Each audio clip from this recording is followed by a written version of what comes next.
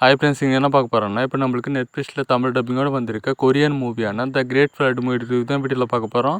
So அந்த review பார்க்கறது முன்னாடி லைக் பண்ணிட்டு ஒரு சப்ஸ்கிரைப் மட்டும் பண்ணிக்கோங்க. இந்த மூவியோட ஆன்லைன் என்னென்னா, இந்த மூவியில் நம்ம ஹீரோயின் ஒரு டாக்டர், அவங்க தூங்கி எழுந்து பார்க்கும்போது ஊரே வெள்ளத்தில் மூழ்கி போயிருக்கு. மழை பெஞ்சு வீட்டுக்குள்ளெல்லாம் தண்ணி வந்து வெள்ளமாக இருக்குது. அதுக்கப்புறம் ஹீரோயின் அவங்க பையனை தூக்கிட்டு எப்படியாச்சும் இதில் சர்வே பண்ணணும் அப்படின்னு நினைக்கிறாங்க. அதுக்கப்புறம் ஹீரோயின் அவங்க பையனை தூக்கிட்டு மேலே போகணுன்றதுக்காக ஒரு ஃப்ளோரை கடந்து போகிறாங்க. கடந்து போகிறப்போ ஹீரோனோட பையன் தொலைஞ்சு போயிடுறான். அதுக்கப்புறம் ஹீரோயின் எங்கெங்கோ தேடி பார்க்குறாங்க, ஆனால் கிடைக்கவே மாட்டான் அந்த பையன். ஹீரோயின் பையன் தொலைஞ்சு போனதுக்கப்புறம் ஹீரோயினுக்கு ஒரு சில பிரச்சனைலாம் வருது. அந்த பிரச்சனையை சரி பண்ணி அவங்க பையனை கண்டுபிடிச்சி கடைசியில் இந்த வெள்ளத்தில் ஹீரோயின் சர்வே பண்ணி தப்பிச்சாங்களா இல்லையா கடைசியில். இதுதான் இந்த மூவியோட ஆன்லைன்.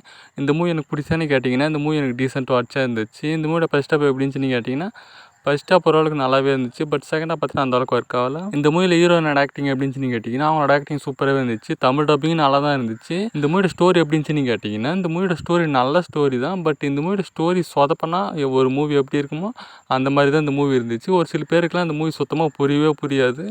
எனக்கும் ஃபஸ்ட்டு ஸ்டார்டிங்கில் எனக்கு புரியவே புரியல. அதுக்கப்புறம் கொஞ்சம் கொஞ்சமாக தான் இந்த மூவி எனக்கு புரிஞ்சிச்சு.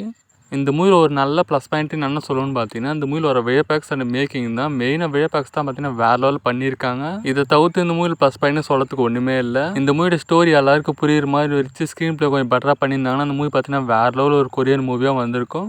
பட் அதில் இந்த டீம் பார்த்தீங்கன்னா கொஞ்சம் சொதப்பிட்டாங்க. இந்த மூவிக்கு ரேட்டிங் பார்த்தீங்கன்னா 5க்கு 2.75. வீட்டில் சும்மா இருந்தீங்கன்னா ஒரு ட்ரை பண்ணி பாருங்கள்.